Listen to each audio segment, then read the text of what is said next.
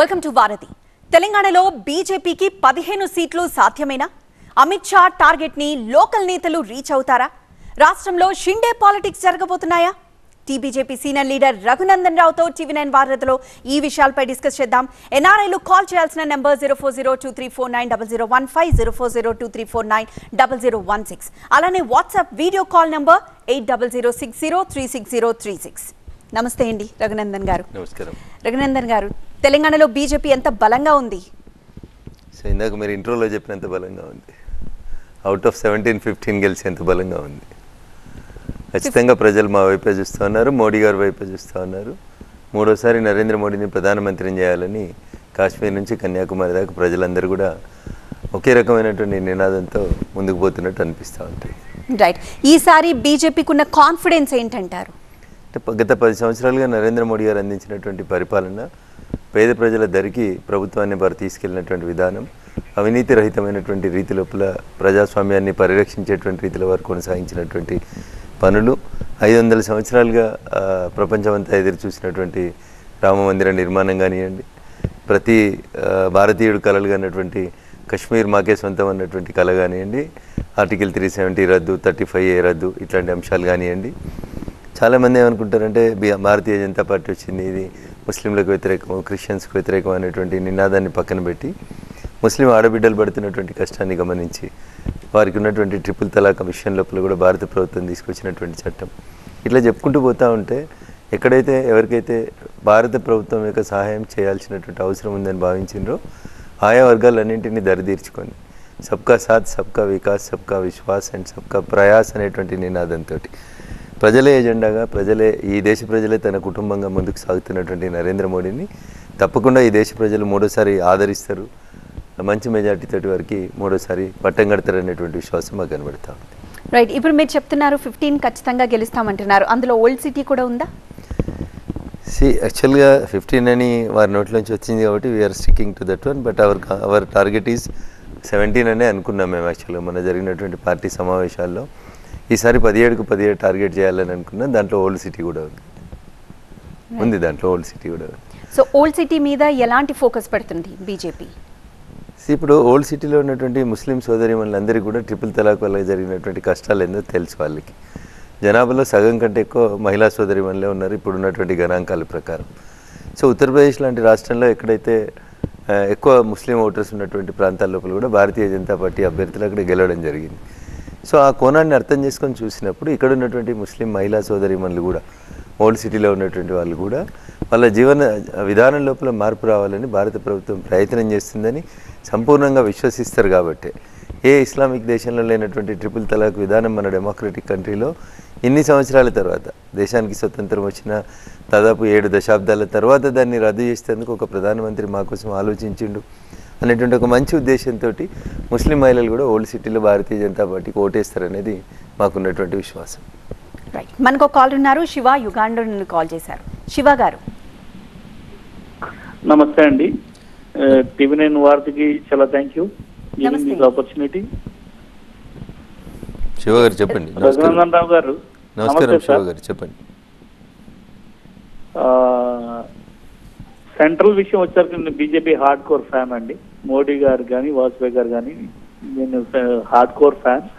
Especially మీరు, బండి సంజయ్. నేను తెలంగాణ కాదు, నేను ఆంధ్ర నుంచి కాల్ చేస్తున్నాను. ఆంధ్ర వాడిని యుగాండా నుంచి కాల్ చేస్తున్నాను. నేను మీకు, బండి సంజయ్ గారికి మంచి హార్డ్ కోర్ ఫ్యాన్. మీరు చాలా ఫైట్ చేశారు బీజేపీ తెలంగాణలో మంచి పొజిషన్కి రావడానికి. సార్ నాది ఒక 2 క్వశ్చన్లు సార్. డెఫినెట్ గా తెలంగాణలో బీజేపీ బలపడుతుంది, చాలా బాగుంది. ఆంధ్రాలో కూడా మీరు ఎందుకు ట్రై చేయలేకపోయారు? ఎందుకు సార్ చంద్రబాబు నాయుడు ఇన్ని తిట్లు తిట్టినా మళ్ళీ వాళ్ళతోనే ఎన్డీఏలో చేసుకునే అవసరం ఉందా? మీకు నిజంగా ఈరోజు 1% ఓట్లు ఉండొచ్చు, తెలంగాణలో కూడా ఒకప్పుడు అదే ఉంది. ఈరోజు మీరు ఎక్కడికో వెళ్ళారు. మొత్తం కంట్రీ వైడ్ బీజేపీని ఆస్వాదిస్తున్నప్పుడు ఒకళ్ళతో పొత్తు పెట్టుకోవాల్సిన అవసరం ఏముంది? మీరు మీ అందరూ 170 సీట్లు పోటీ చేస్తే బాగుండేదని నా ఉద్దేశం. ఇవాళ 2 ఎంపీలు 3 ఎమ్మెల్యేలు రావచ్చు, కానీ చంద్రబాబు నాయుడు అంత కిరాతకుడితో పొత్తు అవసరం అనేది నా ఉద్దేశం అండి. ప్లీజ్. థ్యాంక్ యూ శివ గారు. మీ అభిప్రాయాన్ని గౌరవిస్తాను తప్పకుండా. భారతీయ జనతా పార్టీ కాశ్మీర్ నుంచి కన్యాకుమారి వరకు ఒంటరిగానే పోటీ చేయాలనేటువంటి లక్ష్యంతో ముందుకు పోతూ ఉంది. కానీ మూడోసారి అధికారంలోకి వస్తున్నటువంటి తరుణం లోపల 400 సీట్లు అనేటువంటి ఒక లక్ష్యాన్ని చేరుకోవాలి, 2/3 మెజార్టీ దాటాలి, పేద ప్రజలకు మరింత సేవ చేయాలని అనుకున్నప్పుడు వివిధ రాష్ట్రాల లోపల ఉన్నటువంటి కొన్ని మాతో కలిసి వస్తామని చెప్పి ప్రతిపాదనలు ఇచ్చినటువంటి కొన్ని ప్రాంతీయ పార్టీలతో కలిసి ముందుకు వెళ్ళాలనేటువంటి ఒక ఆలోచనని భారతీయ జనతా పార్టీ కేంద్ర నాయకత్వం చేసింది. మిత్రుడు శివలాగానే చాలామంది ఆంధ్ర ప్రాంతానికి సంబంధించినటువంటి పెద్దలు పొత్తుకు సంబంధించి రకరకాలైనటువంటి ఇష్యూస్ని మా ముందుంచడం జరిగింది. బట్ అల్టిమేట్గా తుది నిర్ణయం తీసుకోవాల్సింది భారతీయ జనతా పార్టీ కేంద్ర నాయకత్వం. వారు తీసుకున్నటువంటి నిర్ణయానికి కార్యకర్తలుగా మేమందరం కూడా కట్టుబడి ఉండాల్సిందే. వారే డైహార్డ్ ఫ్యాన్ అని చెప్తా ఉన్నారు కాబట్టి శివ గారు కూడా అర్థం చేసుకుంటారు. ఒక పార్టీలో పనిచేస్తున్నప్పుడు పార్టీ నాయకత్వం తీసుకునేటువంటి నిర్ణయాన్ని సిన్సియర్గా కార్యకర్తలు అయినటువంటి మేమందరం కూడా ఒబే చేయాల్సినటువంటి అవసరం ఉంటుంది అనేది నా ఉద్దేశం. రైట్, ఇందాక మనం ఓల్డ్ సిటీ గురించి మాట్లాడుతున్నాం. సో ఓల్డ్ సిటీ అనేసరికి ఖచ్చితంగా ఎంఐఎంతో పోటీ పడాల్సి ఉంటుంది. సో ఎంఐఎంతో డి అంటే డి అనాలంటే ఏదో ఒక ప్రత్యేక ప్లాన్తో ముందుకు వెళ్ళాలి. అండ్ బీజేపీ ఇప్పుడు మీరు ఇందాక చెప్పినట్లుగా ప్రత్యేక ఫోకస్ కూడా పెట్టింది. సో ఆబ్వియస్గా ప్లాన్ ఏంటంటారు? హిందువుల్లో వచ్చినటువంటి చైతన్యం, ఓల్డ్ సిటీ లోపల ఎంఐఎం పార్టీ చేస్తున్నటువంటి ఆగడాలు, వీటన్నింటిని దృష్టిలో పెట్టుకొని మొన్న మీరు చూస్తే హైదరాబాద్ పార్లమెంట్ పరిధిలో ఉన్నటువంటి 7 అసెంబ్లీ స్థానాల్లో గోషామాలో ఒకటి గెలిచాం మేము, యాకుత్పురా నెక్ టు నెక్ వచ్చాం, చావుదప్పి కన్నులోట పోయి చివరి నిమిషంలో గెలిచారు వాళ్ళు తక్కువ ఓట్లతో. కార్వాన్ అట్లే వచ్చాం, చంద్రాయన్ గుట్టలు కూడా గట్టి పోటీ ఇచ్చాం. కాబట్టి అక్కడ పోలరైజేషన్ ఆఫ్ హిందూ ఓట్స్ జరుగుతూ ఉంది. ఎంఐఎం పార్టీకి సంబంధించినటువంటి నాయకుల యొక్క అరాచకాలు పెరిగిపోతూ ఉన్నాయి. వీరిని నియంత్రించాలంటే అది కేవలం భారతీయ జనతా పార్టీతో మాత్రమే సాధ్యమవుతుందని అక్కడి ప్రజలు విశ్వసిస్తూ ఉన్నారు. కాబట్టి అక్కడ ఉండేటువంటి ప్రజల లోపల వచ్చినటువంటి చైతన్యం మాకు విశ్వాసాన్ని నింపుతూ ఉంది. ఆ సీట్ కూడా గెలవడానికి మేము మరింత కష్టపడాల్సి ఉంటుంది అనేటువంటి ఒక విశ్వాసాన్ని అక్కడ నుంచి వస్తున్నటువంటి రిపోర్ట్స్ చెప్తా ఉన్నాయి. కాబట్టి ఆ దిశగానే మా అడుగులు ఉంటాయని ఆశపడతాం. రైట్, శ్రీధర్ రెడ్డి న్యూజెర్సీ నుండి కాల్ చేశారు. శ్రీధర్ రెడ్డి గారు. నమస్తే రఘునందన్ గారు. నమస్కారం సార్. సార్ యాక్చువల్గా చెప్పాలంటే నేను మీకు ఫ్యాన్ ని. You always talk very subjective in politics. Thank you Sridhar గారు. ఒక క్వశ్చన్ ఉందండి సార్, ఒక్క క్వశ్చన్ ఉంది, నా క్లారిఫికేషన్ కోసం అడుగుతున్నాను. Last time honourable prime minister Nizamabad వచ్చినప్పుడు అసెంబ్లీ ఎన్నికల ముందు ఆయన స్పీచ్ లో కేసీఆర్ అవినీతిని కక్కిస్తా అని చెప్పారు. అంటే ఒక ప్రైమ్ మినిస్టర్ అవినీతిని ఇలా చేస్తారు అంటే కక్కించడం అంటే, మరి పక్క రాష్ట్ర ముఖ్యమంత్రి జగన్మోహన్ రెడ్డి 10 years నుంచి బెయిల్ పైన ఉన్నాడు. కనీసం సిబిఐ ఎప్పుడు కూడా ఆయన బెయిల్ క్యాన్సిల్ చేయడానికి ప్రయత్నించలేదు. ఆయన పైన ఒక 20-30 CBI money laundering high profile cases ఉన్నాయి. మరి ఒక ప్రైమ్ మినిస్టర్ మళ్ళీ ఈసారి పార్లమెంట్ ఎన్నికలకు వచ్చినప్పుడు అలాగే కరప్షన్ గురించి మాట్లాడితే, మరి అంటే బీజేపీకి సపోర్ట్ చేస్తే మీరు ప్రొటెక్ట్ చేస్తారా, లేకపోతే వేరే ముఖ్యమంత్రుల పైన మీరు సిబిఐ ఈడీ ఇలాంటివి ప్రయోగిస్తారా? ఇది చాలా మందికి పబ్లిక్ కి కొంత రాంగ్ ఇంప్రెషన్ ఉంది. But I just want your clarification అండి. ఎందుకంటే ఇప్పుడు మరి పక్క రాష్ట్ర ముఖ్యమంత్రి ఆంధ్రప్రదేశ్ సీఎం పైన ఎన్ని కేసులు ఉన్నాయో అందరికీ తెలుసు. ఆయన కనీసం కోర్టుకి కూడా వెళ్ళాడు. మీరు వృత్తిరీత్యా లాయర్ కూడా. So how is it possible అండి? ఇది మామూలు కామన్ పబ్లిక్ కూడా ఇలా పాసిబిలిటీ ఉంటుందా? ఇంత ఫెసిలిటీ ఉంటుందా? చెప్పండి సార్. కోర్టులు చేయాల్సిన పనులు కోర్టు చేయాల్సిందే, పోలీసులు చేయాల్సినటువంటి పనులు పోలీసులు చేయాల్సిందే. ఎమ్మెల్యేలుగా, ఎంపీలుగా, రాజకీయ పార్టీలుగా చట్టాలు చేయడం వరకే మా బాధ్యత. మేము చేసినటువంటి చట్టాలకు అనుగుణంగా ఎవరైనా తప్పు చేసినప్పుడు దాని మీద కేసులు నమోదు చేసి ఛార్జ్షీట్ వేయడం వరకు మాత్రమే అక్కడ ఉన్నటువంటి పోలీసులు లేదా ప్రభుత్వం యొక్క బాధ్యత. ఛార్జ్షీట్ వేసిన తర్వాత మన దేశంలో ఉన్నటువంటి దురదృష్టం ఏంటంటే కొన్ని సంవత్సరాలు ఆ కేసులు అట్లే పెండింగ్లో సాగిపోతూ ఉన్నాయి. ఒక్కొక్కసారి వారు పక్క రాష్ట్రం, బహుశా వారు ఆంధ్రప్రదేశ్కి సంబంధించిన వారా లేదా Telangana, I don't know. But వారు అడిగిన ప్రశ్నలో జగన్మోహన్ రెడ్డి గారు దాదాపు గత 6 సంవత్సరాల నుంచి బెయిల్ మీద ఉంటున్నారు, వారి మీద హై ప్రొఫైల్ కేసెస్ ఉన్నాయి, సిబిఐ కానీ ఇతరులు ఎవరు కానీ కోర్టులు కానీ ఎందుకు పనిచేయట్లేదని. శ్రీధర్ రెడ్డి గారు, మీకు ఒక చిన్న విషయం గుర్తు చేయాలనుకుంటున్నాను. ఇంకొంచెం పక్కకు పోతే తమిళనాడు అని ఒక రాష్ట్రం ఉంటుంది. తమిళనాడు రాష్ట్రానికి ముఖ్యమంత్రిగా గౌరవనీయురాలు దివంగత నేత జయలలిత గారు ముఖ్యమంత్రిగా ఉన్నారు. వారి మీద సుబ్రహ్మణ్య స్వామి గారు కొన్ని అవినీతికి సంబంధించినటువంటి ఆరోపణలు చేశారు. మీకు గుర్తుండే ఉంటుంది శ్రీధర్ రెడ్డి గారు. జయలలిత గారు ఆరోపణలు వచ్చి కేసు నమోదై ఆ ట్రయల్ స్టార్ట్ అయ్యే కంటే ముందు రెండుసార్లు ముఖ్యమంత్రి అయింది, ఒకసారి ముఖ్యమంత్రి ఓడిపోయింది. చివరికి జడ్జిమెంట్ ఎన్ని రోజులకు వచ్చిందంటే శ్రీధర్ రెడ్డి గారు 18 సంవత్సరాలకు వచ్చింది శ్రీధర్ రెడ్డి గారు. సో కేసు నమోదై జడ్జిమెంట్ వచ్చేటికి మధ్యలో పట్టినటువంటి కాలం 18 సంవత్సరాలు శ్రీధర్ రెడ్డి గారు. ఇంతకాలం తీసుకోవడం వల్ల కోర్టులు న్యాయం చేస్తున్నాయి అన్యాయం చేస్తున్నాయి అనేది మీలాంటి వాళ్ళకి నాలాంటి వాళ్ళకి వస్తున్నటువంటి సందేహం. కానీ దురదృష్టకరం, స్పీడీ జస్టిస్ మన రాష్ట్రంలో లేకపోవడం అనేది బాధాకరమైనటువంటి విషయం. కేసు నమోదు చేసినాక 1 సంవత్సరమో 2 సంవత్సరాల్లోనో ఆ కేసు డిస్పోజల్ అయితే అందరికీ బాగా అనిపిస్తుంది. అది హై ప్రొఫైల్ కేసా లో ప్రొఫైల్ కేసా అని కాకుండా మీకు గుర్తుండాలి, ఈ మధ్యలో కేసు మీరు చూస్తుంటారు, 42 సంవత్సరాల తర్వాత ఒక కేసు డిస్పోజ్ అయింది ఇండియన్ జ్యుడిషియల్ సిస్టమ్ లోపల. అంటే ఒక చిన్న అమ్మాయిగా ఉన్నప్పుడు 21 ఏళ్ళప్పుడు కేసు వేస్తే 65 సంవత్సరాల వయసుకు వచ్చిన తర్వాత ఆస్తి హక్కుకు సంబంధించినటువంటి పిటిషన్ని డిస్పోజ్ చేసింది సుప్రీంకోర్టు అని చెప్పి పేపర్లలో ఒక పెద్ద వార్తలా కనబడ్డది శ్రీధర్ రెడ్డి గారు. సో మీరు చెప్తున్న అభ్యంతరం గమనించదగ్గ అభ్యంతరం. భవిష్యత్తు లోపల సత్వర న్యాయం జరిగేందుకు హై ప్రొఫైల్ కేసులన్నీ 1 సంవత్సరం 2 సంవత్సరాల స్పెసిఫిక్ టైం పీరియడ్ పెట్టి క్లోజ్ చేయడానికి ప్రయత్నించడానికి ఖచ్చితంగా ప్రయత్నం చేయాలి. ఎందుకంటే చాలామంది ఇన్ని సంవత్సరాల తర్వాత జడ్జిమెంట్ వస్తే ఏం న్యాయం జరుగుతుంది అనేటువంటి ఒక బాధను వ్యక్తం చేస్తున్నటువంటి మాట వాస్తవం. కానీ బీయింగ్ ద పొలిటికల్ లీడర్స్ మేము చేయగలిగేది స్పీడ్ డిస్పోజల్ చేయమని చట్టం చేయగలుగుతాం. కానీ డ్యూ టు వేరియస్ రీజన్స్ కోర్టులు చెప్పే కారణాలు, ఇన్వెస్టిగేటింగ్ ఏజెన్సీస్ చెప్పే కారణాలు మీరు చూస్తూనే ఉంటారు సార్. అయితే ఒక ముద్దాయి కోర్టుకు రాకుండా వెసులుబాటు ఉంటుందా అంటే ఉంటుంది. 317 అని ఒక పిటిషన్ ఉంటుంది శ్రీధర్ రెడ్డి గారు. సో ఏదైనా ఒక ప్రత్యేక కారణాన్ని చూపిస్తూ నేను ఈ వాయిదాకి రాలేను అని ఒక అడ్వకేట్ని పెట్టుకున్నప్పుడు ఆ కోర్టు ఎగ్జంప్షన్ ఇవ్వాల్సినటువంటి పరిస్థితి వస్తుంది. చట్టాల్లో ఉన్నటువంటి కొన్ని లొసుగులను అడ్డం పెట్టుకొని కొంతమంది న్యాయవాద మిత్రులు వారికి ఉన్నటువంటి హై ప్రొఫైల్ క్లయింట్స్ని కాపాడేందుకు ప్రయత్నం చేస్తూ ఉన్నారు. But this has to be changed. ఇవన్నీ కూడా భారతదేశానికి స్వతంత్రం వచ్చే కంటే ముందు మనల్ని అనగదొక్కడానికి ఆంగ్లేయులు చేసినటువంటి చట్టాలు. ఈ చట్టాలను పూర్తిగా గత పార్లమెంట్ లోపల గౌరవనీయులు నరేంద్ర మోడీ గారి నాయకత్వంలో రద్దు చేసినారు. కొత్తగా వస్తున్నటువంటి చట్టాల వల్ల స్పీడీ జస్టిస్ జరుగుతుందని ఆశపడదాం. ఖచ్చితంగా భవిష్యత్తు లోపల ఆ దిశగా భారత ప్రభుత్వం తీసుకునేటువంటి నిర్ణయాలు ఉండాలని కోరుకుంటూ మీ అభిప్రాయంతో నేను ఏకీభవిస్తాను శ్రీధర్ రెడ్డి గారు. రైట్. మధు అబుదాబి నుండి కాల్ చేశారు. మధు గారు. హలో రఘునందరావు గారు, good morning sir. Good afternoon sir. నమస్తే మధు గారు, బాగున్నారా? బాగున్నాను సార్. బాగున్నారా? Fine sir, thank you sir. ఇప్పుడు మన తెలంగాణలో ఇప్పుడు సిఏ అమలు చేస్తారంటారా సార్? మన సిఏ మధు గారు, మరి మీరు ఏ ఉద్దేశంతో అడుగుతున్నారో నాకు తెలియదు. బట్ సిఏఏ అనేది భారతదేశం మొత్తంలో నూక్ అండ్ కార్నర్స్, కాశ్మీర్ నుంచి కన్యాకుమారి దాకా భారతదేశం అనేటువంటి ఈ భూభాగం మొత్తం మీద సిఏఏ అమలు జరుగుతుంది సార్. అమలు జరిపి తీరుతుంది భారత ప్రభుత్వం. భారత పార్లమెంట్ చేసినటువంటి ఒక చట్టం. ఆ చట్టం పదే చెప్తా ఉన్నాం, అయినా కావాలని కొంతమంది విమర్శిస్తూ ఉన్నారు. ఏ ఒక్కరి పౌరసత్వాన్ని తొలగించదు. ముఖ్యంగా ముస్లిం సోదరుల యొక్క పౌరసత్వాన్ని సిఏఏ తొలగిస్తుందని కావాలని కొంతమంది ఏదో అపోహలు చేస్తూ ఆందోళనకి దారితీస్తూ ఉన్నారు. సిఏఏ అనేటువంటి చట్టం కొత్తగా పౌరసత్వాన్ని ఇవ్వడానికి నిర్దేశించినటువంటి చట్టం తప్ప ఈ గడ్డ మీద పుట్టినటువంటి కాశ్మీర్ నుంచి కన్యాకుమారి దాకా లేదా భారత భూభాగం మీద పుట్టినటువంటి ఏ ముస్లిం సోదరుల యొక్క పౌరసత్వాన్ని కూడా సిఏఏ తొలగించదు. కాబట్టి తెలంగాణలో అమలు చేస్తారా చేయరా? చేస్తారు, 100% చేస్తారు.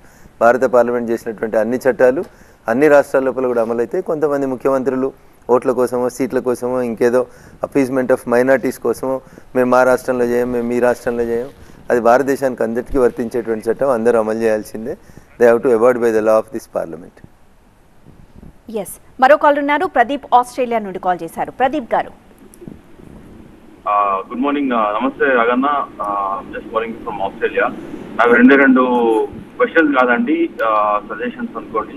పార్టీని కొంచెం ఇంకెక్కువ స్ట్రాంగ్ గా బలోపేతం చేస్తే మనకు అట్లీస్ట్ 2029లో గెలిచే ఛాన్సెస్ ఉంటాయి ఇప్పటి నుంచి ప్రయత్నం చేస్తే. అదేవిధంగా నెక్స్ట్ టైం ఈసారి ప్రజలు ఎందుకో మిమ్మల్ని అగౌరవపరిచిరనే అనుకోవాలి, అసెంబ్లీ పంపకుండా. ఒక మంచి వక్తని కోల్పోయినాము, మంచి వ్యక్తిని కూడా అసెంబ్లీలో కోల్పోయినాము. But anyways past is past. But in future compulsory మనం ట్రై చేసి మళ్ళీ ఎమ్మెల్యేగా మీరు కావాలని కోరుకుంటున్నాను. అండ్ ఈసారి 2024 ఎలక్షన్స్ లో అండి, ఫర్ ఎంపీ ఎలక్షన్స్ లో ఖచ్చితంగా తెలంగాణ నుంచి మెజారిటీ ఆఫ్ సీట్స్ మనము ఇస్తే చాలా బాగుంటుంది. గ్రౌండ్ లెవెల్లో కూడా పార్టీని ఎంతో విధంగా బలోపేతం చేయాలని చెప్పి కోరుకుంటున్నాను. థ్యాంక్ యూ ప్రదీప్ గారు, మీ సలహాలు తప్పకుండా పాటిస్తాం. సరే, రాజకీయాల లోపల గెలుపోవటం సహజం. మిత్రుడు ప్రదీప్ గారు నా ఓటమి పట్ల వారు చూపించినటువంటి కన్సర్న్కి ధన్యవాదాలు. I tried my level best, but the government has taken it personally, Pradeep garu. Raghunandan Rao అనేటువంటి అసెంబ్లీకి రావద్దు అని చెప్పి ప్రభుత్వం కక్ష కట్టి చేసింది. మీకు తెలుసు ప్రభుత్వం అంటే గవర్నమెంట్ ఎప్పుడు కూడా powerful, individuals are all small in front of the institutions. So అట్లా నన్ను ఒక్కని చేసి ఏదో చేద్దాం అనుకున్నారు. బట్ మా దుబ్బాక ప్రజలు నన్ను కాపాడుకునే ప్రయత్నం చివరిదాకా చేసిండ్రు. సరే ఓడిపోయాం, ప్రజలు ఇచ్చినటువంటి తీర్పును గౌరవిస్తాం. మీరు చెప్పినట్టు తెలంగాణలో భారతీయ జనతా పార్టీని మరింత బలోపేతం చేయడంతో పాటు అత్యధిక సంఖ్య లోపల పార్లమెంట్ సీట్లు గెలవడానికి కృషి చేస్తాం. రైట్, నరేష్ ఫ్లోరిడా నుండి కాల్ చేశారు. నరేష్ గారు. హలో, నమస్కారం అండి. ఇది బీజేపీది నేను ఇదివరకు నచ్చేది కూడా అది ఉండేదండి. ఇప్పుడు సిఐఏ అని పట్టుకొచ్చారు, రామ మందిరం కూడా గ్రేట్ అండి, చాలా బాగుంది. కానీ మీరు మాట్లాడిన టాపికేనండి, ఇది బీఆర్ఎస్ ప్రభుత్వంలో ఉన్నప్పుడు మీరేమన్నారు అని అంటే, ఇది ఎవరో రైట్ ఇన్ఫర్మేషన్ యాక్ట్ అప్లై చేసేస్తే బొంబాయిలో ఎక్కడో వాళ్ళని కూడా చంపేసిండ్రు, అది కూడా ఉంది అన్నట్టు కూడా మీరు ఒకటి స్టేట్మెంట్ ఇచ్చారంటే, నేను ఎందుకు అంటున్నానంటే ఇదంతా ఇదివరకు కూడా మీరు మాట్లాడారు. ఈ క్వాలిటీ ఆఫ్ లైఫ్ అనేది ఇండియా లోపల ఎప్పుడు మెరుగుపడుతుందండి? స్వతంత్రం వచ్చి 70 years అవుతుంది, 75 years. మేము చిన్న ఉన్నప్పుడు కూడా శిశు మందిర్లో RSS లో స్వతంత్ర ఏది మన స్వదేశీ వస్తువులే వాడాలని అంటున్నాము. కానీ 75 సంవత్సరాలైనా కానీ మనం బ్రిటిష్ నాటి లా అండ్ ఆర్డర్ని వాడుతున్నాం తప్పితే స్వదేశీ వస్తువులు వాడొద్దు అని ఇంత చేసిన వాళ్ళము ఇంకా బ్రిటిష్ వాళ్ళు ఇచ్చిన లా అండ్ ఆర్డర్ ఆ కాన్స్టిట్యూషన్ని మనం ఇంకా ఫాలో అవుతూ ఇప్పుడు ఆర్టిఫిషియల్ ఇంటెలిజెన్స్ అండి, ఇది రంగం భవిష్యవాణి కాదు, లేకపోతే ఎవరో జ్యోతిష్యం చెప్పట్లేదు. అది దాంట్లో కొడితే 5 కోట్ల కేసులు పెండింగ్ లో ఉన్నాయని వస్తుంది. 300 సంవత్సరాలు అవుతుంది మొత్తం అన్ని కేసులు పోగడానికని ఆర్టిఫిషియల్ ఇంటెలిజెన్స్ చెప్తుందండి. అది మనకు ఇంతకీ మరి క్వాలిటీ ఆఫ్ లైఫ్ ఎట్లా పెంచుదాము? ఇది ఇప్పుడు పాకిస్తాన్ వాళ్ళు మిలిటెంట్స్ ఎవరు కూడా మన దేశంలో ప్రజలను చంపట్లేదండి. ఎవరు చంపుతున్నారంటే ఈ గూండాలు, రౌడీలు. కేసులు ఉన్నా కానీ వాళ్ళు బయట తిరుగుకుంటూ ఈ మిలిటెంట్లు కన్నా ఎక్కువ మనది మనమే చంపేసుకుంటున్నాము. ఇప్పుడు ఎలా ఉంది అని అంటే లా అండ్ ఆర్డర్ సరిగా లేదు. 300 సంవత్సరాలు పడుతుంది ఒక కేసు అని అంటే, నేను నా పర్సనల్ గా ఒక చెక్ బౌన్స్ కేసు, మా అమ్మ 65 సంవత్సరాలు, తను కూర్చోవడానికి అక్కడ కుర్చీలు లేవు, బాత్రూమ్ పోదామంటే బాత్రూమ్ పోవడానికి అక్కడ సరిగా లేకపోతే 6 గంటలు అక్కడ నీళ్లు తాగకుండా కోర్టులో ఉంటుందండి. నాకే అనిపించింది ఇటువంటి ఇండియాలో ఉండడమా లేకపోతే అమెరికాకు పట్టుకొస్తే మంచి లైఫ్ ఉంది కదా, మంచి లైఫ్ ఉండేది కదా అని అనిపిస్తుందండి. ఒక్కొక్కసారి మా అమ్మ ఆ నీళ్లు తాగకుండా 6 గంటలు 8 గంటలు కోర్టులో ఉండి వెయిట్ చేయడము, మా నంబర్ కోసం వెయిట్ చేయడము, తీరా చూస్తే అటు సైడ్ లాయర్ రారు, అది రారు, అదంతా జరుగుతుంది. ఇటువంటి లైఫ్ ఎందుకు ఇచ్చాడు అని కూడా అనిపిస్తుందండి. ఇటువంటి దాంట్లో మనం ఎందుకున్నాము అని కూడా అనిపిస్తుంది సార్. ఇది మరి మనకు ఇంకా ఎన్ని సంవత్సరాలకి రామ మందిరం కట్టి రాముడు కనబడతాడో తెలియదు కానీ చావు మాత్రం చాలా తొందరగా వచ్చేది ఉందండి. ఎందుకంటే ఆ పొయ్యి ఆ నీళ్లు తాగకుండా కూర్చొని ఆటో గుద్దో ఏది గుద్దో ఆయన ఎమ్మెల్యే కారు గుద్దితే అసలు ఆ ఎమ్మెల్యేని కూడా అరెస్ట్ చేయరు. ఏంటంటే మనదే తప్పు, ఆటో ఉందే తప్పు, ఎమ్మెల్యే కొడుకు తప్పు ఉండదు, ఎవరిది తప్పు ఉండదు. ఆ చావు కూడా అర్థం ఉండదు ఇండియాలో. ఒకవేళ కోర్టుకు పోకుండా ఎవరైనా ఎమ్మెల్యే కారు గుద్దితే ఆ చావు కూడా అర్థం ఉండదు. నరేష్ గారు బాధ ఆవేదనతో మాట్లాడుతున్నట్టు కనబడతా ఉంది. కోర్టులలో గతంలో మరి వారు ఎప్పుడు పోయినారో కోర్టుకు నాకు తెలియదని, గతం కంటే ఇప్పుడు పరిస్థితులు మెరుగైనాయి. వారు అన్నట్టు టాయిలెట్స్ లేవు, పాత కోర్టులలో లేవు. కొత్త కోర్టులు నిర్మాణం జరిగిన ప్రతి చోట కూడా టాయిలెట్స్, కక్షిదారులు కూర్చోవడానికి కావాల్సినటువంటి బల్లాలు, కుర్చీలు అవన్నీ కూడా ఏర్పాటు చేస్తున్నారు. బహుశా చాలా కాలం అయి ఉంటుంది పోయి. సో భారతదేశం ఎప్పుడు బాగుపడుతుంది? భారతదేశం చాలా వరకు మెరుగైనటువంటి జీవన విధానాన్ని ఇస్తూ ఉంది. మీరు అనుకున్నంత గొప్పగా మీరున్నటువంటి దేశం అమెరికా అంత గొప్పగా ఇక్కడ జీవన విధానం లేకపోవచ్చు. When compare to the place, population, density, so many issues you have to take in to consideration. 5 కోట్ల కేసులు పెండింగ్ ఉన్నాయి. జనాభా ఎంత? మీరుంటున్న అమెరికా జనాభా ఎంత? ఒక ఉత్తరప్రదేశ్ రాష్ట్రం ఎంత ఉండదు అమెరికా జనాభా. దాన్ని తీసుకొని వచ్చి ఇక్కడ 5 కోట్ల కేసులు ఉన్నాయి. ఎప్పుడైతే డిస్పోజల్ ఆర్టిఫిషియల్ ఇంటెలిజెన్స్ ప్రకారం 300 సంవత్సరాలు పడతాయి. అట్లాంటి ఏముండవు సార్. దయచేసి డిసప్పాయింట్ కాకండి. మీరు ఎన్ని సంవత్సరాలు అయిందో ఇండియాని వదిలి అమెరికాకు పోయి నాకు తెలియదు, కానీ ఇండియా బాగా చేంజ్ అయింది. గత 10 సంవత్సరాలుగా చాలా మారింది. ఇక్కడ జీవన విధానంలో కూడా చాలా మార్పులు వస్తూ ఉన్నాయి. బట్ ద ప్రాబ్లం ఏంటంటే డెన్సిటీ, పాపులేషన్ డెన్సిటీ ఎక్కువ ఉంటుంది. ఇక్కడ జనాభా సంఖ్య ఎక్కువ ఉంటుంది, సాంద్రత ఎక్కువ ఉంటుంది. కాబట్టి కొన్ని మౌలిక వసతుల కల్పన విషయం లోపల కొంత ఇబ్బంది కలుగుతున్నమాట వాస్తవం. దాన్ని రెక్టిఫై చేస్తూ వచ్చినాం. By 2047 India will be in economy and as well as in providing services or amenities to the people of its country. మనం బెటర్గా ఉంటాం. వారు ఏదో అన్నారు, ఏదో హత్యలు, వీడు హత్య చేస్తాడు, వాడు హత్య చేస్తాడు. అది అన్ని దేశాల్లో ఉంది. క్రైమ్ ఈ దేశంలో ఉంది, ఆ దేశంలో లేదని నేను చెప్పాను. అమెరికాలో ఉండదా? ఎందుకు పోతారో తెలియదు. స్కూల్లో చిన్న చిన్న పిల్లలు ముక్కుపచ్చలారని పిల్లల మీదకి ఫైరింగ్ చేస్తారు, టీచర్లను చంపేస్తారు, పిల్లల్ని చంపేస్తూ ఉన్నారు, రకరకాలైనటువంటి వార్తలు చూస్తూ ఉంటాం. సో అది దురదృష్టకరం. ఏ దేశంలో జరిగినా అట్లాంటి సంఘటనలు జరగకూడదు. క్రైమ్ 0 స్టేజ్కి రావాలనేది ఒక మంచి ఆలోచన వారిది. వారు పుట్టినటువంటి ఈ గడ్డ ఖచ్చితంగా వారు ఉంటున్నటువంటి గడ్డ కంటే మెరుగైనటువంటి రీతి లోపల అభివృద్ధి చెందుతుంది. అది నరేష్ గారు బతికినప్పుడే చూస్తారనేది నేను మీ ద్వారా వారికి తెలియజేయదలుచుకున్నటువంటి అంశం. రైట్, మరో కాల్ ఉన్నారు. చైతన్య డాలస్ నుండి కాల్ చేశారు. చైతన్య గారు. నమస్కారం అండి. నమస్కారం రఘునందరావు గారు. నమస్తే చైతన్య గారు. నాకు కొన్ని ప్రశ్నలు ఉన్నాయండి. ఒకటి తెలంగాణ రాజకీయాల గురించి, ఆంధ్ర రాజకీయాల గురించి. మొట్టమొదటిగా ఆంధ్ర రాజకీయాల నుంచి మాట్లాడాలి అంటే మనకి ఇప్పుడు TDP, BJP, Janasena alliance confirm చేశారండి. ఇందులో ఇప్పుడు మీరు చూసారు అంటే బ్యాక్ 1900 మన టీడీపీ సిపిఐతో పొత్తు పెట్టుకున్నది, which is dead opposite ideology of BJP. So ఇప్పుడు మీరు అలాంటి పార్టీని కలుపుకోవడాన్ని ఎలా సమర్థిస్తారు? అంటే భావజాలాల్లో అంత మార్పు వస్తుందా ఒకేసారి? నా సగటు మానవుడిగా నా ప్రశ్న, అంత చేంజ్ వస్తుందా? అండ్ ఇంకొకటి ఏంటంటే బీజేపీ సిద్ధాంతాలు ఇంకా బతుకున్నాయా ఈరోజు అన్నది నా ప్రశ్న అండి. చలో, బీజేపీ సిద్ధాంతాలన్నీ బతుకున్నాయి కాబట్టి ఆర్టికల్ 370 రద్దు చేసినాం, ఆర్టికల్ 35A అబ్రగేట్ చేసినాం, జమ్మూ కాశ్మీర్ని భారతదేశంలో కలిపినాం, ఒక దేశానికి ఒకరే ప్రధానమంత్రి, ఒకటే రాజ్యాంగం, ఒకటే జెండా ఉండాలని డాక్టర్ శ్యామాప్రసాద్ ముఖర్జీ గారు కలలు గని తన కేబినెట్ మంత్రి పదవికి రాజీనామా చేసి జమ్మూ కాశ్మీర్కి వెళ్ళి అక్కడ జైల్లో అనుమానాస్పద పరిస్థితులలో చనిపోతే నాడు 1950 ప్రాంతం లోపల వారు కన్నటువంటి కళని, నాటి జనసంఘ పెద్దలు కన్నటువంటి కళలు 370 ఆర్టికల్ని రద్దు చేయాలనేటువంటి కోరిక ప్రతి హిందూ, ప్రతి స్వయం సేవక్, ప్రతి జాతీయవాద భావన కలిగినటువంటి ప్రతి యువకుడు కోరుకునేటువంటి అంశం ఆర్టికల్ 370 రద్దు. దాన్ని రద్దు చేసినాం. అది ప్రతి భారతదేశంలో పుట్టిన ప్రతి పౌరుడు కోరుకున్నటువంటి అంశం. ఆర్టికల్ 370 రద్దు కావాలి, భారతదేశంలో జమ్మూ కాశ్మీర్ అంతర్భాగం కావాలని అది చేయడం జరిగింది. రెండోది రామ మందిర నిర్మాణం. 500 సంవత్సరాల కోర్టు కేసుల తర్వాత ప్రపంచంలో ఉన్నటువంటి భారతీయులందరూ కోరుకున్నటువంటి ఒక మందిర నిర్మాణం కోసం అని చెప్పి ముందుకు పోతా ఉంది భారతీయ జనతా పార్టీ. ఖచ్చితంగా చేస్తాం. ఇక వారు అడిగిన పొత్తులు ఎన్నికలప్పుడు తెలుగుదేశం పార్టీ జనసేనతో బీజేపీ పెట్టుకున్నట్టుంది. ఇదే టీడీపీ పార్టీ పోయిన ఎన్నికలలో సిపిఐ-సిపిఎం పార్టీతో పొత్తు పెట్టుకుందని. వాళ్ళు సిపిఐ-సిపిఎం పార్టీతో పొత్తు పెట్టుకుంటే మనుగడ లేదని ఆలోచించుకొని చేసినటువంటి పొరపాట్లని సరిదిద్దుకొని వచ్చి మాతో కలుస్తామని ముందుకు వచ్చినప్పుడే పెట్టుకున్నాం. కానీ మాతో కలిసిన సందర్భం లోపల సిపిఐ-సిపిఎం వారితో లేవనేది దయచేసి మీరు అర్థం చేసుకోవాలి చైతన్య గారు.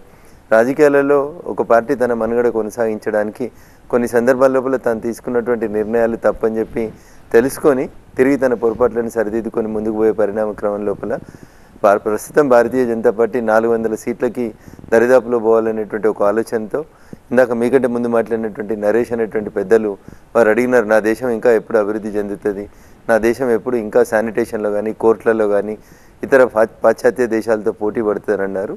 ఆ దిశకు పోవాలంటే అనేక చట్టాలని మార్చాల్సినటువంటి అవసరం ఉంటుంది.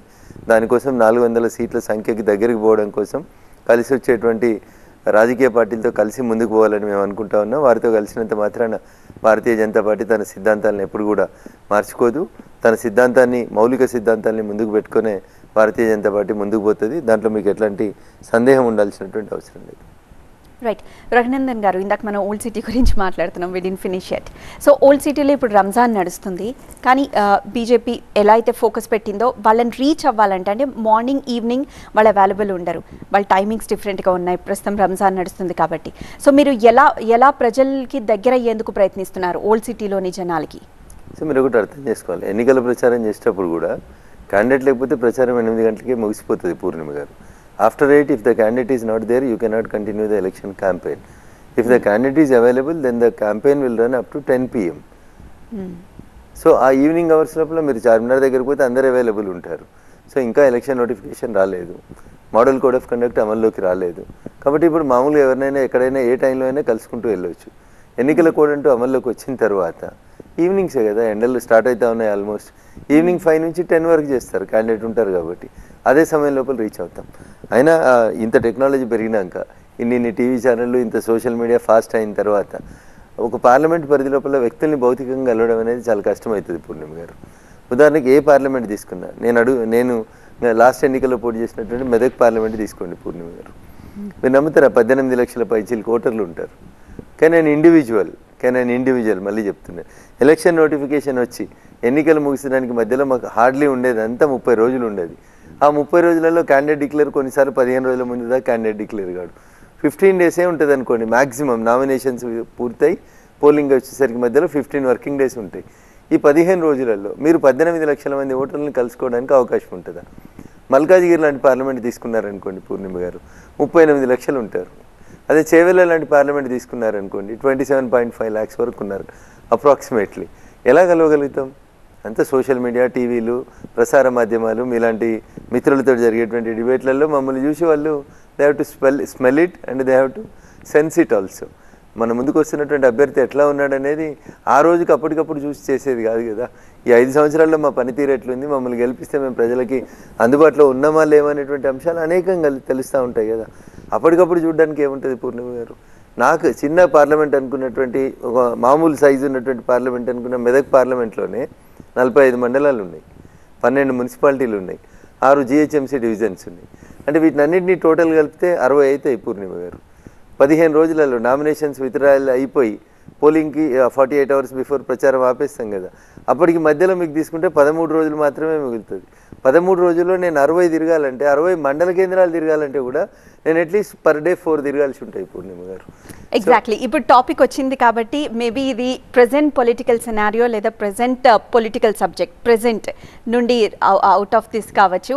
బట్ ఇంతకుముందు ఇప్పటికీ ఇదే తేడా అని అనిపిస్తుంది. ఎందుకంటే ప్రజల్లో అప్పుడు క్యాండిడేట్స్ని దగ్గరుండి చూసేవారు, వాళ్ళు మాటలు చెప్పేది వినేవాళ్ళు, గ్రహించేవాళ్ళు, ఇంపైబ్ చేసుకునేవాళ్ళు. బట్ ఇప్పుడు వచ్చేసరికి సోషల్ మీడియా ఇప్పుడు ఇలా మీరు అన్నట్టుగా ఈ మాధ్యమాల ద్వారానే దగ్గర అవుతున్నారు. ఇప్పుడే స్కోప్ ఎక్కువ వచ్చింది. అప్పుడు ఇన్ని టీవీ ఛానళ్ళు ఎక్కడున్నాయి? 24 గంటలు నడిచే టీవీ ఛానళ్ళు ఎక్కడున్నాయి? అప్పుడు ఇన్ని పేపర్లు ఎక్కడున్నాయి? ఇప్పుడు మీ చేతిలో మొబైల్ ఉంటే గంటకు ఒక వార్త వస్తుంది, గంటకు ఒక స్క్రీన్ షాటో వీడియోనో ఏదో ఒకటి మీరు చూడగలుగుతా ఉన్నారు. అప్పుడు పొద్దుగా లేచి 8 గంటలకి ఊరికి ఒక పేపర్ వస్తే ఆ పేపర్ను చూసి కసిరికాడ అందరు కూర్చొని చదువుకునేటువంటి పరిస్థితి నుంచి అప్పటి నుంచి ఇప్పుడు ఏమైంది, మీరు ఎప్పుడు ఫ్రీ ఉంటే అప్పుడు మీ మొబైల్ తీస్తే మీకు ప్రపంచంలో ఏం జరుగుతుందో తెలిసే స్థితికి వచ్చింది.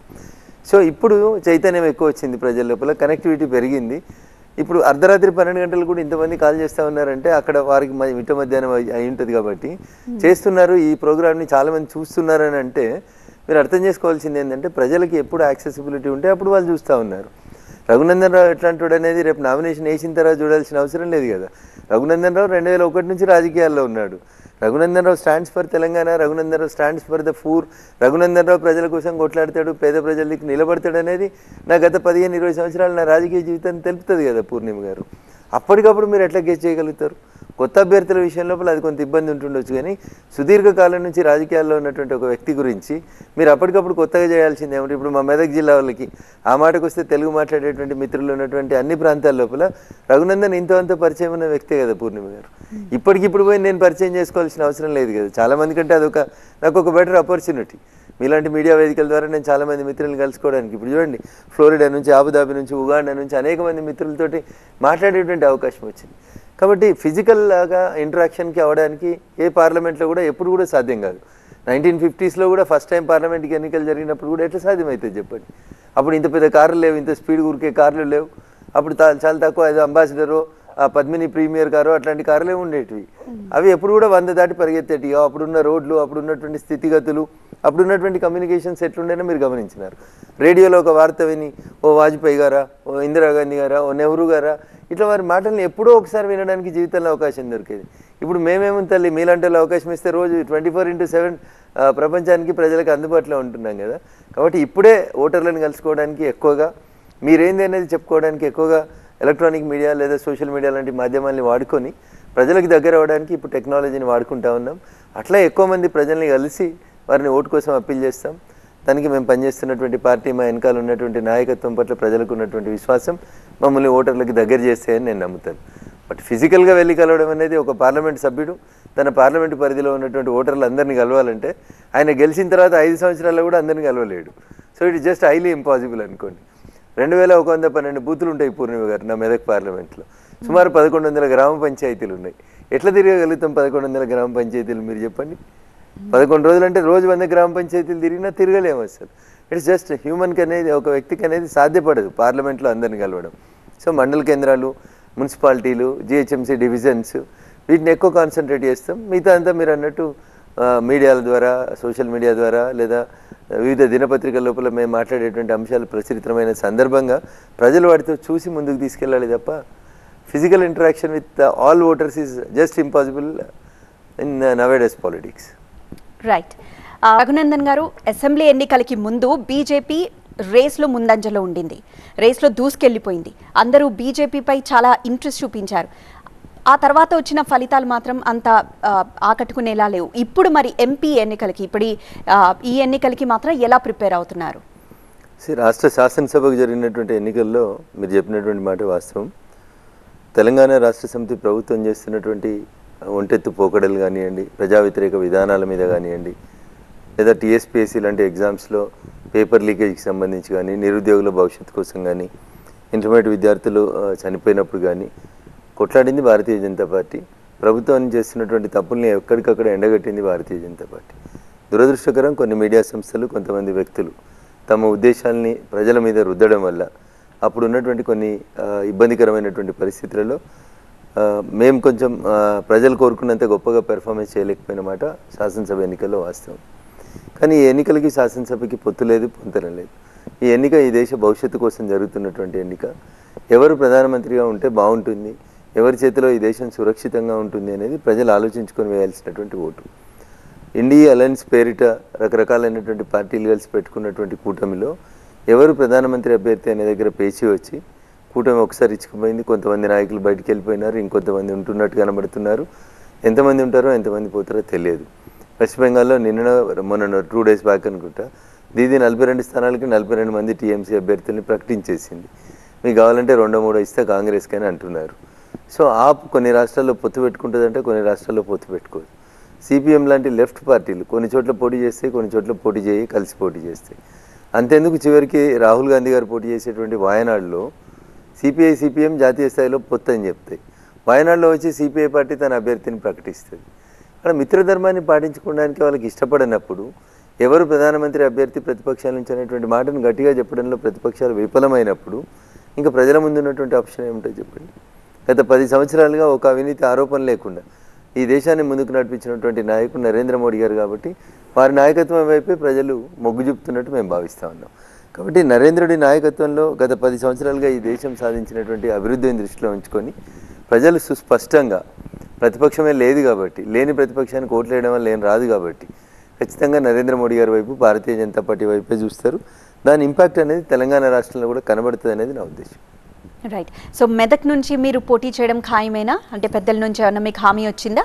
సో భారతీయ జనతా పార్టీ అధికారికంగా ఇప్పటిదాకా ప్రకటించినటువంటి మొదటి లిస్ట్ 195 మంది అభ్యర్థులలో మెదక్ పార్లమెంట్ ఇంకా డిక్లేర్ కాలేదు. తెలంగాణ నుంచి కేవలం 9 సీట్లు మాత్రమే డిక్లేర్ అయినాయి. ఇంకా 8 స్థానాలు ఈరోజు రేపు ఎప్పుడైనా ఏ నిమిషమైనా లిస్ట్ డిక్లేర్ కావడానికి అవకాశం ఉంది.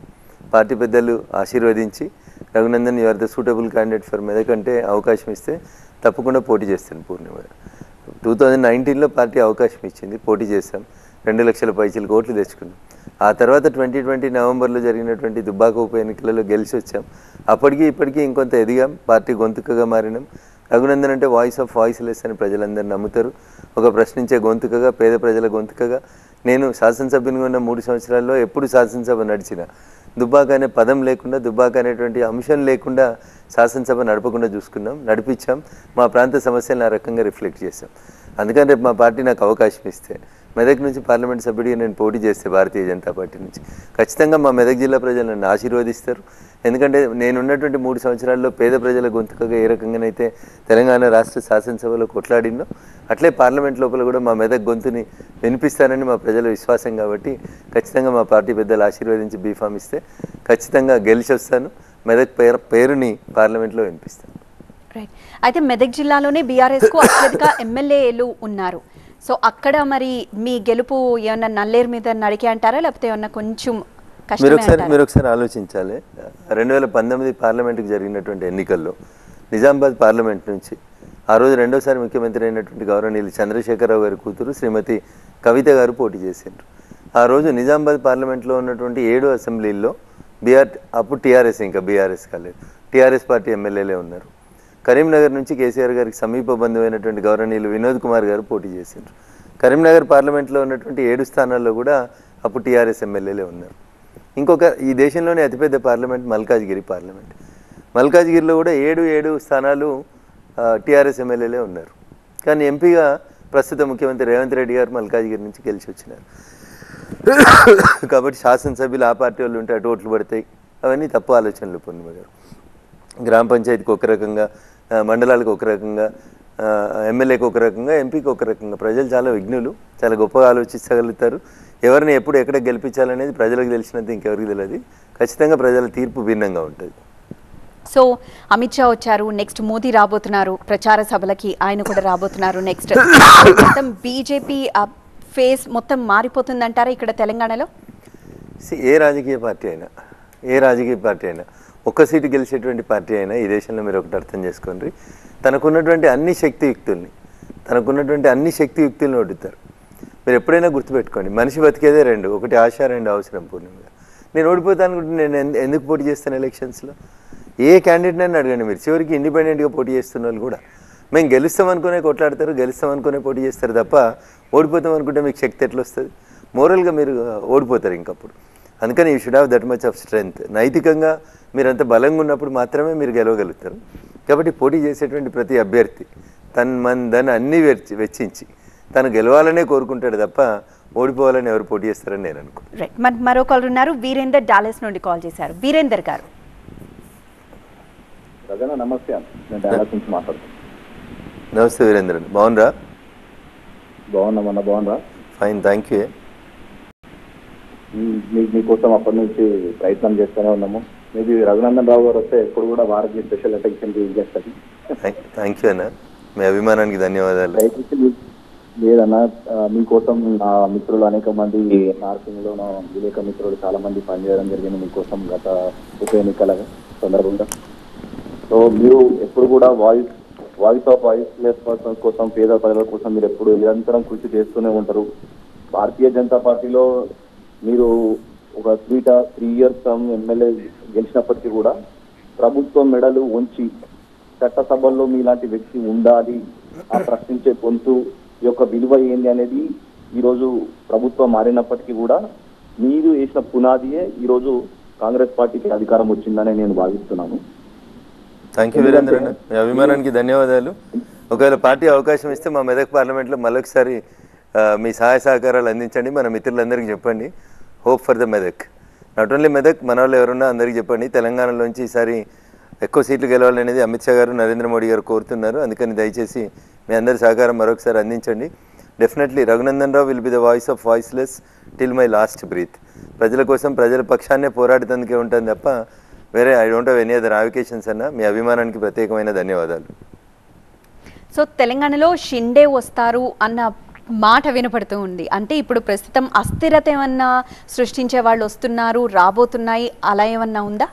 సో అస్థిరత అనేది బయట నుంచి రాత్రలే. ఎప్పుడు కూడా మీరు అర్థం చేసుకోవాల్సింది ఏంటంటే, షిండే ఎక్కడి నుంచి వచ్చిండు, షిండే ఎవరి మీద తిరుగుబాటు చేసిండు, ఎందుకు జరిగింది షిండే, అసలు అర్థం చేసుకోవాల్సింది అది. బేసికల్గా ఒక పేరుని తీసుకొని ఊరికే షిండేలు వస్తారు. ఎక్కడ వచ్చినారు షిండే? అసలు మహారాష్ట్రలో ఆ పార్టీ పుట్టింది ఎవరి కోసం పుట్టింది, ఏ ఆశయాల సాధన కోసం పుట్టింది? ఠాక్రే గారు ఏం కలలు కన్నారు? కాంగ్రెస్ పార్టీకి వ్యతిరేకంగా హిందుత్వ అనేటువంటి భావాన్ని ప్రజల్లో పరిరక్షించడానికి, ముందుకు తీసుకెళ్లడానికి పుట్టినటువంటి పార్టీ వారి పార్టీ, ఠాక్రే గారి పార్టీ. అట్లాంటి పార్టీని కాంగ్రెస్ పార్టీతో అలయన్స్ పెట్టుకొని ఎన్నికలలో మాతో కలిసి పోటీ చేసినారు ఉద్ధవ్ ఠాక్రే గారు. బీజేపీ, అక్కడ ఉన్నటువంటి శివసేన 2 కలిసి ఎన్నికలలో పోటీ చేసినాయి. ప్రజలు 2 కలిపి మ్యాండేట్ ఇచ్చినారు. వారికి ఏదో గెలిచిన తర్వాత నాకు ముఖ్యమంత్రి కావాలనేటువంటి ఒక ఆలోచనతో వారు వెళ్ళి కాంగ్రెస్తో కలిశారు. సో కాంగ్రెస్కి వ్యతిరేకంగా పుట్టిన పార్టీ కాంగ్రెస్తో కలిసిపోతున్నప్పుడు అక్కడ ఉన్నటువంటి కొంతమంది ఎమ్మెల్యేలకు నచ్చలేదు, వాళ్ళు తిరుగుబాటు చేసినారు. ఆ తిరుగుబాటుకి నాయకత్వం వహించినటువంటి వ్యక్తి పేరు షిండే. సో తెలంగాణలో అయితే ఇప్పటికిప్పుడు అట్లాంటి పరిస్థితి ఉందనో, ఈ ప్రభుత్వం కూలిపోవాలనో నాలాంటి వాళ్ళు అయితే కోరుకోవట్లేదు. విఘ్నులు ఎవరు కూడా కోరుకోవద్దు కూడా. ఎందుకంటే ప్రజల వాళ్ళకి 5 సంవత్సరాలు మ్యాండేట్ ఇచ్చినారు, వారు 5 సంవత్సరాలు కొనసాగాలని కోరుకుందాం.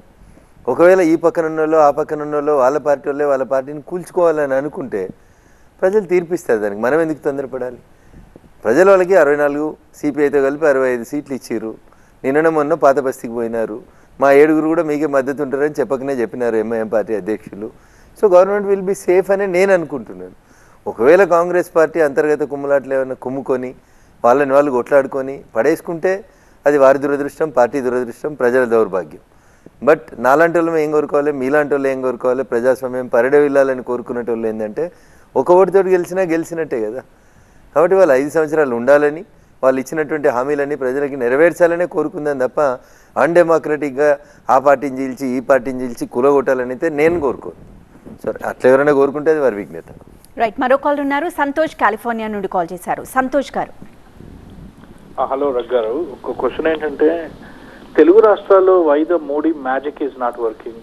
అంటే మోడీ గారు దేశంలో మీ బీజేపీ పార్టీ చాలా పెద్ద పార్టీ కదా, బట్ తెలుగు రాష్ట్రాల్లో ముఖ్యంగా ఇటు తెలంగాణలో మన రీసెంట్ ఎన్నికల్లో కూడా పెద్దగా బీజేపీ యాక్చువల్గా ఎన్నికలకి ఒక 7-8 months ముందు వరకు చాలా ఎఫెక్టివ్గా ఉన్నారు.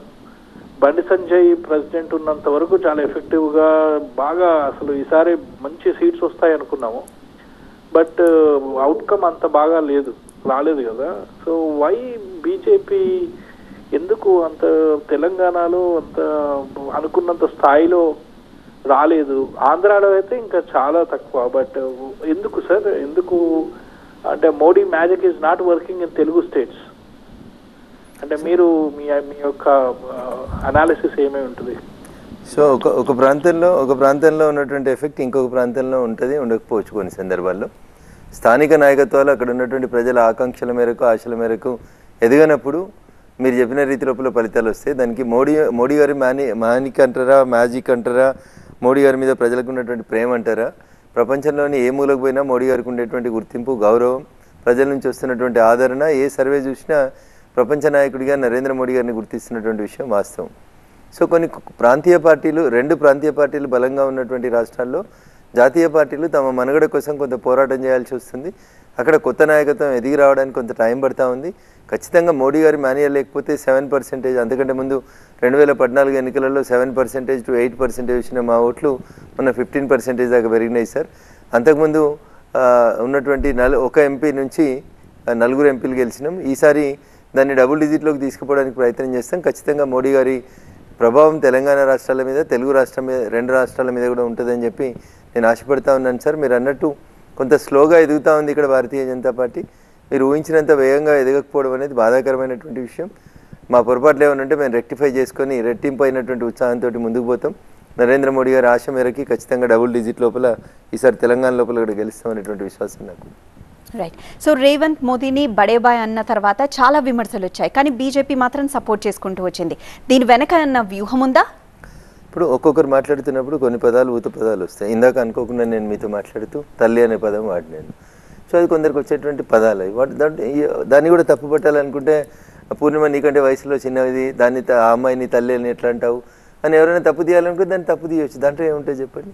సో ప్రధానమంత్రి గారిని ఈ దేశానికి, సో నరేంద్ర మోడీ గారు ప్రధానమంత్రి అయిన తర్వాత వారు చెప్పిన మాట ఏంది మీకు గుర్తు చేస్తుంది పూర్ణిమ గారు. నీతి ఆయోగ్ సమావేశాలకు వచ్చినప్పుడు వారు చెప్పిన మాట ఏంటంటే అందరు ముఖ్యమంత్రులను కూర్చోబెట్టి మీరందరూ, నేను ఒక టీమిండియాకి నేను కెప్టెన్ అనుకుంటే మీరందరూ నా సభ్యులు. టీమిండియా బాగుండాలి, టీమిండియా పెర్ఫార్మెన్స్ బాగుండాలి అంటే ఒక ప్రధానమంత్రి, ఒక 2 ముఖ్యమంత్రులు బాగుంటే కుదరదు. ఈ దేశంలో ఉన్నటువంటి 28 మంది ముఖ్యమంత్రులు కూడా ఆయా రాష్ట్రాలని అంతే వేగంతో, అంతే సమదృష్టితో అభివృద్ధి చెందింపజేసినప్పుడు భారతదేశం అనేది సమగ్రంగా, కలిసికట్టుగా ప్రపంచం ముందు బాగా అభివృద్ధి చెందిన దేశంగా కనబడుతుంది. ఇందాక ఒక సోదరుడు బాధపడ్డట్టు ఇంకెప్పుడు నా భారతది నా దేశం అని బాధ ఉండకుండా బాగుంటుంది. కాబట్టి నేను టీమిండియా కెప్టెన్గా, మీరంతా నా సభ్యులుగా అందరం కలిసి పనిచేద్దామని చెప్పినారు. వయసులో పెద్దవారు కాబట్టి పెద్దన్నాన్ని సంబోధించినారు. సో కొన్నిసార్లు మాట్లాడుతున్నప్పుడు భాష, పదాలు అప్పటికప్పుడు మనకి సరైనటువంటి రీతి లోపల తోచక, అందక, లేదా పెద్దన్న అన్నాడు, దాంట్లో తప్పేముంది చెప్పండి పూర్ణిమ గారు. ఈ దేశానికి ప్రధానమంత్రి వారు, రేవంత్ రెడ్డి గారు ఈ రాష్ట్రానికి ముఖ్యమంత్రి గారు. సో ఒక అన్నగా నేను, ఒక తమ్ముడిగా నేను పెద్దన్న నుంచి సాయం కోరుతున్నా, ఈ రాష్ట్ర అభివృద్ధికి మీరు సహకరించండి అన్నాడు. సో ఒక పదం, నేను మిమ్మల్ని తల్లి అన్నదాన్ని భూతద్దంలో పెట్టి రేపు ఎవరైనా ట్రోల్ చేయాలంటే ట్రోల్ చేయొచ్చు. What is wrong in it Purnima garu? చేతిలో ఫోన్ ఉంది, రాయాలనుకున్న వాళ్ళు కవిత్వం, వారికి నచ్చిన కవిత్వం రాసేస్తుంటారు. అట్లా ట్రోల్ చేసినారు తప్ప వారు ప్రధానమంత్రి గారు, వీరు ముఖ్యమంత్రి గారు. ఇష్టం ఉన్నా కష్టం ఉన్నా, ఎవరు ఏ పార్టీకి సంబంధించిన వారైనా ఆ 2 కుర్చీలను అయితే గౌరవించాలి కదా. ప్రధానమంత్రి గారి కుర్చీని ముఖ్యమంత్రి గారు గౌరవించాలి, ముఖ్యమంత్రి గారి కుర్చీని ప్రధానమంత్రి గారు గౌరవించాలి. దాన్ని అంత కాంటెక్స్ట్ వరకే చూడాలి తప్ప దాన్ని కూడా ఏదో రేవంత్ రెడ్డి గారు గతంలో ఏబీపీలో పనిచేసిరు, బీజేపీలో పనిచేసిరు, ఆర్ఎస్ఎస్లో పనిచేసిరు, ఇట్లా రకరకాలుగా మాట్లాడుకుంటూ పోతూ ఉన్నారు. So that is not fair. అది అట్లాంటి ఆరోపణలు చేసే వాళ్ళకి ఏదో ఒకటి కావాలి ఆరోపించడానికి అని అనుకుంటే ఆరోపణ తప్ప, వారు ప్రధానమంత్రి గారిని సంబోధిస్తున్న తరుణంలో మాట్లాడినటువంటి పదంగానే చూడాలి. వయసులో పెద్ద, ఈ దేశానికి ప్రధానమంత్రి, ఒక పెద్దన్నలాగా, ఇంటికి పెద్దన్నలాగా, తమ్ముళ్ళలాగా, కొత్తగా నేను ముఖ్యమంత్రి అయినా నన్ను కాపాడు, నా రాష్ట్రాన్ని కాపాడని అడిగి ఉంటారనే అంత కాంటెక్స్ట్లోనే తీసుకోవాలి. కానీ దాన్ని కూడా భూతద్దంలో పెట్టి తప్పులు చూస్తే వాళ్ళ విఘ్నతకి వదిలేయాలి. మనం ఏం చేస్తాం? Right, thank you so much Raghunandan గారు. ఈరోజు వారధికి వచ్చి చాలా విషయాలు మాతో పంచుకున్నారు. Thank you so much. Right, ఇది ఈరోజు వారధి. ఇక